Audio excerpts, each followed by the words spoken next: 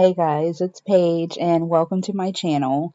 So today I'm coming at you with a what's for dinner, and I'm hoping it'll give you some motivation, a little inspiration for whenever you're just kind of getting in a slump and making the same things for dinner, or if you just need motivation to even make dinner at all, because sometimes it is what it is.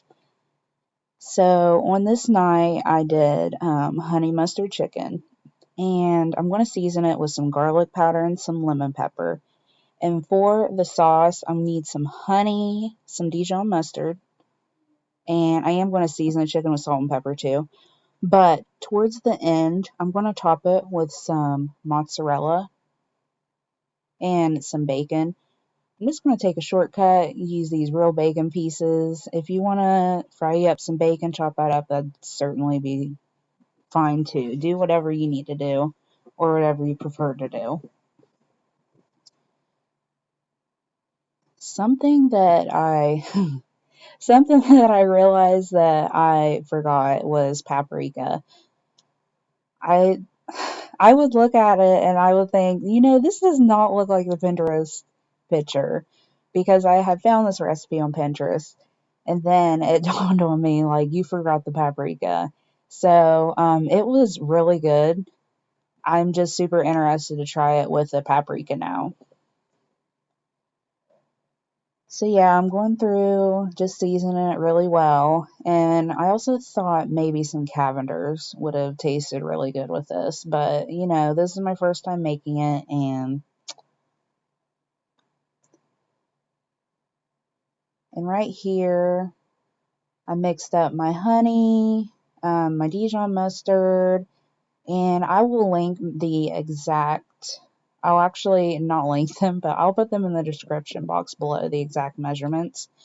I also added a capful of apple cider vinegar, and it called for lemon juice, but I didn't have lemon juice, but I know they just needed acidity, and it worked out great.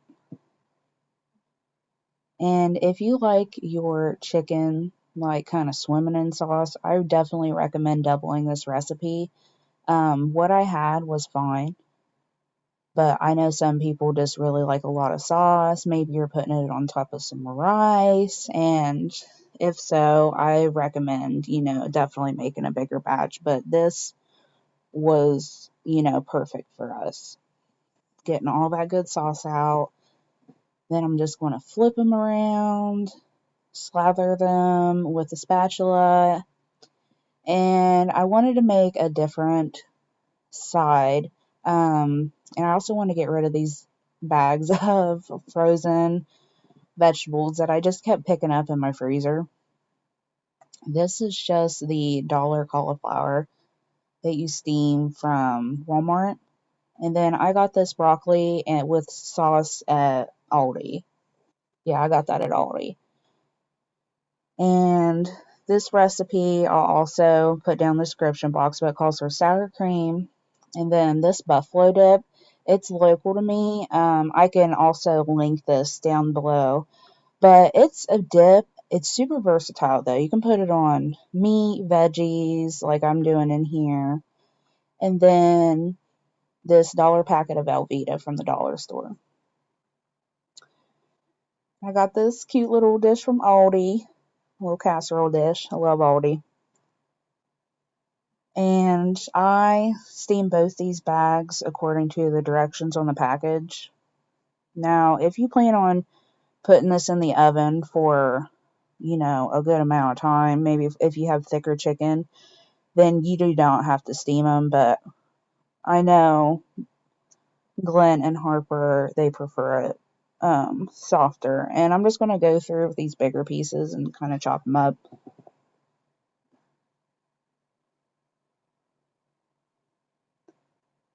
Get them all in uniform size. Get it just all mixed up real good. And then I got all those ingredients mixed up. So what I did here is I melted some butter and I crushed up about, what did I do? I think I crushed up about a quarter of a pack of those Ritz crackers. I just kind of eyeballed it. just a sleeve of Ritz crackers, and I'm just mixing that up really good because that's just going to give us like a good top to this cheesy, what am I saying? This cheesy cauliflower broccoli dish. I remember my Aunt Lisa, she didn't do the cauliflower, but she always made this cheesy broccoli dish, and it was always topped with these buttery Ritz crumbles. She always made it with barbecue chicken too. And I'm just gonna, when I put that in, I put that on the top rack, but I pulled out that chicken and I topped it with the mozzarella, then the bacon pieces. I definitely recommend, yeah, I definitely recommend putting the bacon on top of the cheese. I feel like if you put it under the cheese, it just kind of sort of slide off because that bacon does have some grease in it. And I don't know what happened with the footage here, but this was so good. It was, oh, this was good. And this chicken, I'm glad I made a lot of it because it ended up being really nice cold the next day on top of a salad with, I made like a quick honey mustard dressing. But look at that, guys. I paired it up with a baked potato for Glenn, but it just, this was really good. So I'm excited to make it with the paprika next time. And then on this day, I'm making unstuffed peppers. So I'm grounding out my meat, and then I'm going to add some chopped bell pepper, onion. I use 2 bell peppers. Just get that. And then the recipe here, we got some Dale's liquid seasoning. I love it. Some red pepper flakes, onion powder, garlic, and paprika. I'm also going to use this Cavender's. I love Cavender's. I use it a lot and stuff like this. And I decided to clean off some mushrooms and slice them up and add them because that's normally what I would add to stuffed peppers. And this is just deconstructed stuffed peppers. So there I added a can of petite diced tomatoes, and here I added just a little over a half a jar of spaghetti sauce. Use a spaghetti sauce that you like. And this is just the pre-cooked boil in a bag, which I poured it out of the bag, obviously, and added a half a can of water to help that rice. Oop. Just gonna get that on out of there. And just want to stir it up. And because this is pre-cooked, I can cover it and it'll be cooked in about 8 minutes. But I'm thinking that I left it on a little bit longer. But, you know, it's totally up to you. But look at this, you guys. It literally, whenever we make stuffed peppers, we end up cutting it up anyways. So I was like, why not just go ahead and skip that step for everybody else? And it was just like, I topped it with some Colby Jack and some sour cream, and it was divine. I can't wait to actually make this again. And this night, I made shepherd's pie or cottage pie. People say, you know, call it different things. And I think it was originally made with lamb, I want to say. But this is just some 93.7 ground beef. And I steamed a bag of mixed vegetables and added that in. And you can use corn, peas, whatever vegetables you have on hand. This is just what I happen to have on hand.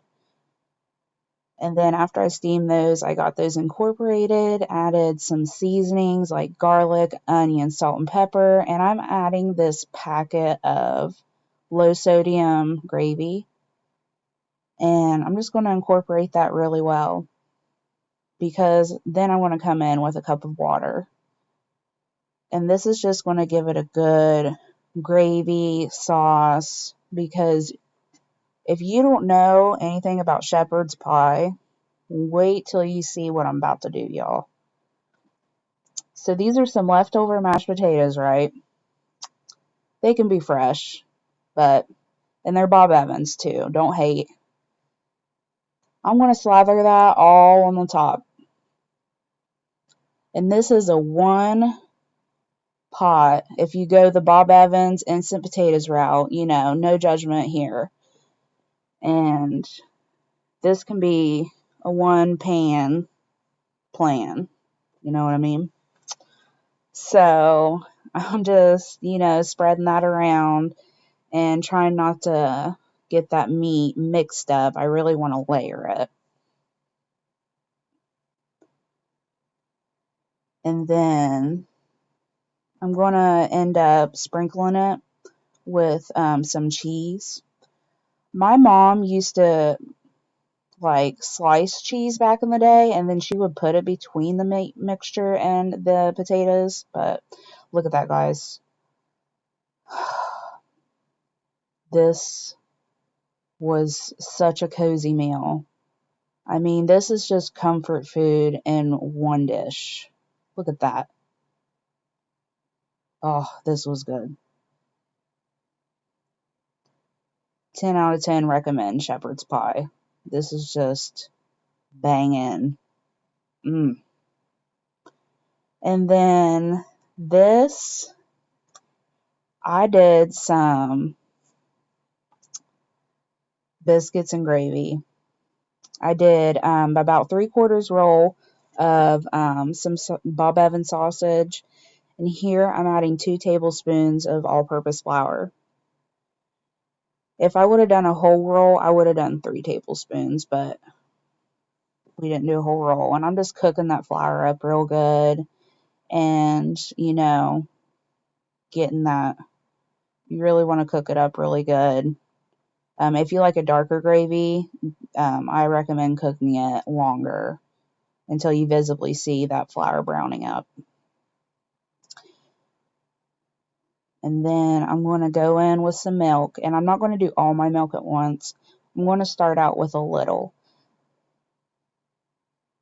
I feel like it just comes together better when I end up doing a little bit at a time starting out instead of doing it all at once. Look at this kid. I don't know where she came from.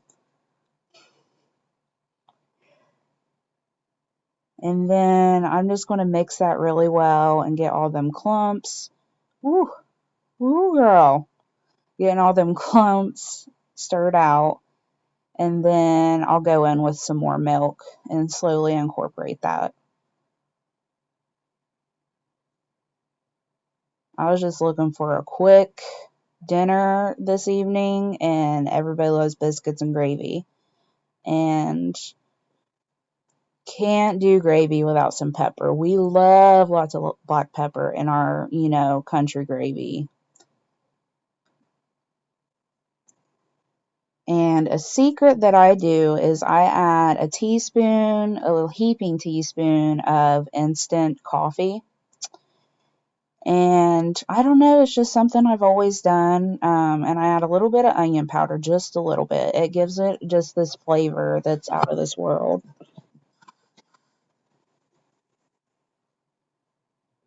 And mix that real well.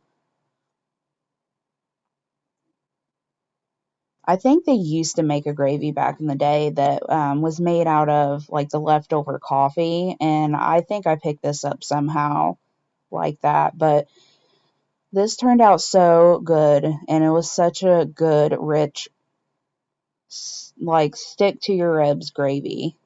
And I just served that over some good old canned rolls. You could not go wrong